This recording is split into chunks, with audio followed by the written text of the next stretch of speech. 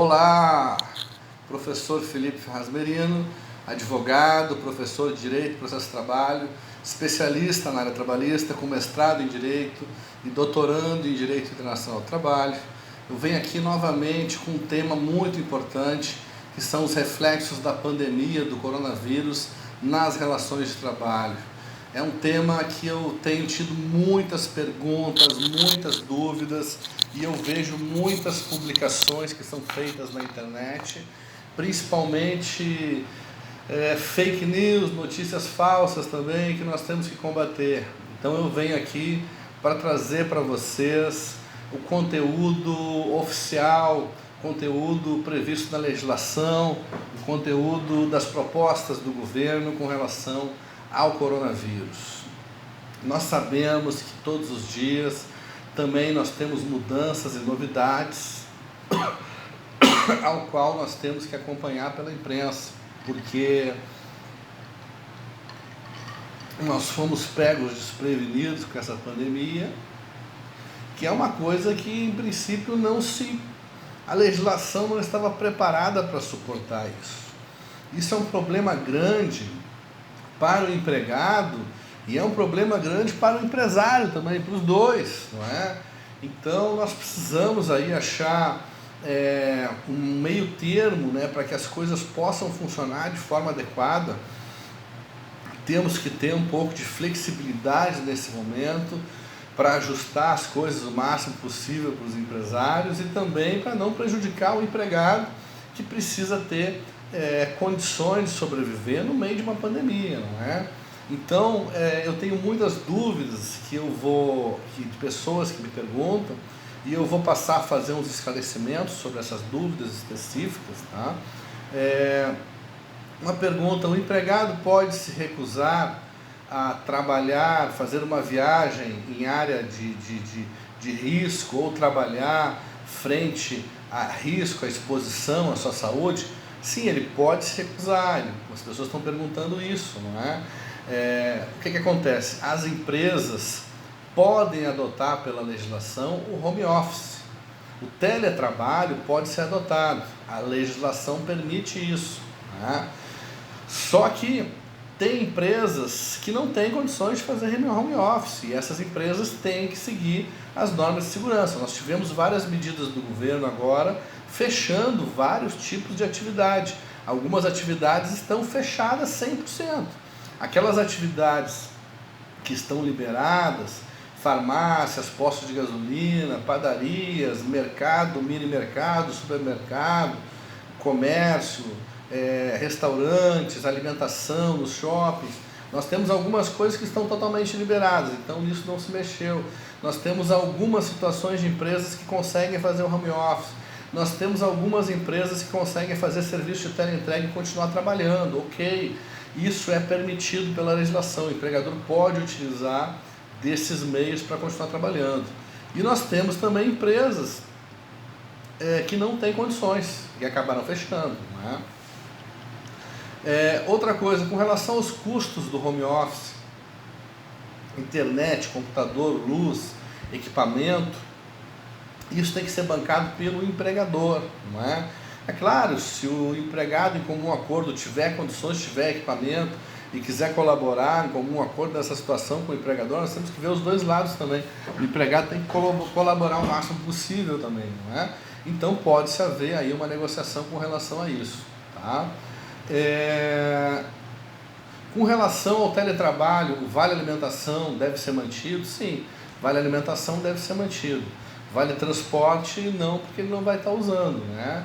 Mas a questão do pagamento do salário que ele faz em casa com o home office, sendo a mesma carga horária, é o mesmo salário, não tem diferença nenhuma, vale refeição inclusive, tá? Outra coisa, como é que ficam as faltas no trabalho, tá? As faltas no trabalho, como é que era antes? Antes, os primeiros 15 dias, né, de atestado, o empregador que pagava. Do 16º dia para frente, quem arcava com os custos era o INSS. Com a nova proposta do governo, agora que está sendo normatizada, sempre que algum empregado tiver acometido de coronavírus, os primeiros dias ali, os primeiros 15 dias que eram pagos pelo empregador serão custeados pelo governo, ou seja, os afastamentos de licença de saúde por coronavírus não vão ser custeados pelos empregadores de acordo com a proposta do governo federal que está sendo implementada agora. Ele apresenta o atestado e esse atestado, quem vai cobrir esses dias, esse pagamento é o governo federal, ok? Ok. Com relação à situação de quarentena, com relação à situação de fechamento de empresas, né? Como é que fica o salário do empregado, né? Pela legislação trabalhista, quem paga o salário do empregado numa situação dessa é o empregador, ele tem que arcar inteiramente com o salário, se ele não demitir, é claro. O empregador pode, tendo que fechar emprego, demitir, porque imagina só, ele não tem como continuar o emprego, ele vai fazer, ele vai demitir. E se ele demitir, o empregado tem direito a seguro-desemprego. Então, aqueles que têm tempo de seguro-desemprego, né, vão receber o seguro-desemprego, aí por um período de 3 até 5 meses. Não se sabe quanto tempo vai durar essa crise, né, mas com certeza aí deve levar uns 3, 4, 5, 6 meses até o final do ano. Espero que a gente supere isso, mas eu não sei. Então, se ele for demitido, por exemplo, tiver direito a 5 parcelas, ele está coberto de seguro-desemprego. Agora, se a empresa não for demiti-lo e for mantê-lo, só vai fechar, mas manter os empregados, tem que pagar o salário normalmente pela legislação trabalhista. Mas aí nós temos uma outra mudança agora do projeto do governo federal. O projeto do governo federal traz o quê? A possibilidade de redução dos salários pela metade e carga horária pela metade. Então, é um outro projeto que está sendo implementado pelo governo, ao qual o empregado pode trabalhar meio período e ganhar metade do salário. Nós temos também, pelo governo federal, a implementação de que pessoas que ganham até R$2.000 e estiverem nessa situação de redução de carga horária pela metade, o governo vai dar 25% do que ele ganharia se estivesse em seguro-desemprego neste período. Ou seja, faz de conta que ele ganha R$2.000, tá? Passou a trabalhar meio período e ganha R$1.000 só. Ok. E aí ele tinha lá o seguro-desemprego, faz de conta que o seguro-desemprego dele seria R$2.000. 25% de R$2.000 seria R$500.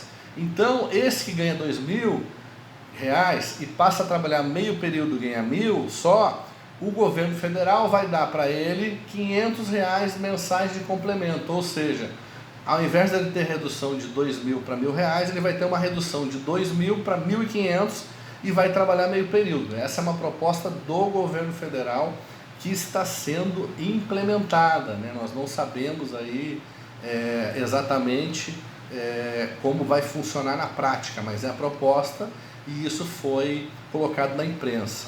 Outra coisa, redução de jornada e compensação de jornada. É possível também o empregador fazer isso, não é? Com a reforma trabalhista nós temos a possibilidade de acordo de redução e compensação de jornadas, acordo entre empregado e empregador. E numa situação dessas de calamidade pública, né, que é uma situação dessa de pandemia, imagina só, tem empresas que vão ter que fazer ajustes, diminuir carga horária, por exemplo. Então pode o empregador fazer esse ajuste de reduzir essa carga horária para uma futura compensação, ou aumentar a carga horária e depois compensar também. Nós temos que entender que os empregados têm direito, mas que também tem que haver um ajuste, não é nisso. Muitas empresas já foram fechadas, mas me questionaram aqui também empresas que ainda estão funcionando, hotéis, por exemplo, etc. O governo não fechou tudo, né? Porque algumas coisas o governo entende que seja necessidade, ainda está funcionando. Mas eu acho que é o exemplo de outros países, né? Nós vamos ter o fechamento da maioria dos estabelecimentos e ficar exatamente só aquilo que é essencial, né? Só aquilo que for essencial. Férias também, o empregador pode dar férias. Férias coletivas também remuneradas, o empregador pode dar também na empresa. São alternativas que o empregador pode fazer para poder, nessa crise, tentar organizar não deixar que o empregado fique sem pagamento e ele também não ficar sem a questão da produção. Então, empresário e governo vão arrumar alternativas. E aí nós temos também, não fica por aí, né? São várias dúvidas dentro disso, várias dúvidas, né? Porque nós temos dúvidas assim, por exemplo, de pessoas, eu trabalho e a empresa fechou e eu fiquei sem a empresa e não tenho tempo para seguro-desemprego. Como é que eu fico? Fico sem nada, não é? Essa é uma dúvida, né? Outras dúvidas também, pessoas que são autônomos, que não têm vínculo de emprego. Essas pessoas, o governo também tem um projeto de disponibilizar R$200 por mês para que essas pessoas se mantenham neste período de pandemia. Eu sei que é pouco, né? Realmente é muito pouco, né? Mas são os projetos aí ofertados pelo governo. Uma outra coisa que o governo não falou, não disse ainda, é com relação às pessoas que neste período vão ficar sem emprego, sem possibilidade de trabalhar e também vão ficar sem seguro-desemprego, ou seja, vão ficar sem nada absolutamente, não é? Então o governo ainda não adotou medidas para essas pessoas. E aí eu acho que, na minha opinião, que o governo tem que adotar medidas para essas exceções, não é? Garantir uma renda mínima para essas pessoas que precisam sustentar suas famílias, que estão desabrigadas de emprego, que estão desabrigadas de seguro-desemprego, que estão desabrigadas de benefícios sociais e não têm renda nenhuma. Então o governo, de alguma forma, vai ter que assegurar um mínimo para essas famílias, né? Então é uma coisa aqui que eu questiono aqui. Outra coisa que eu venho questionar aqui com relação ao governo é o seguinte: como é que nós vamos continuar pagando IPVA, IPTU e imposto, né, numa situação dessas? As pessoas não estão tendo condições sequer de comprar comida, né? Então como é que vai cobrar esses impostos? Eu acho que nós temos que ter também nesse período uma isenção de impostos do governo, né? Ninguém está rodando de carro, gente. O carro vai ficar na garagem, nós estamos de quarentena, por que não vão pagar IPVA? IPTU, por exemplo, não é? Não tem coisas assim que eu acho que o governo podia aliviar nesse momento de crise a população, para que a população também possa se manter nesse período. Tem que criar aí alternativas para que a população possa aí se virar neste período, né? Então, gente, essas são algumas observações que eu quis colocar aqui para vocês, não é? Nós ainda não temos todas as respostas, mas vamos estar aqui sempre presente aqui no canal, passando para vocês sem fake news, contra o fake news, notícias verdadeiras, porque eu tenho visto aí publicação de muita notícia falsa, eu tenho visto aí muito conflito entre as pessoas, muita agressividade também na internet, de pessoas brigando, discutindo, se ofendendo. Este não é o caminho. O caminho agora é de manter a cabeça fria, trazer uma informação precisa e atualizada e esquecer dessas desavenças, não é? Vamos ter que nos unir, né, para superar essa crise. Tá? Esse é o caminho agora. Tá? Gente, assinem no meu canal, se inscrevam, é totalmente gratuito, cliquem aqui em inscrever-se, cliquem no sininho também para receber novos vídeos.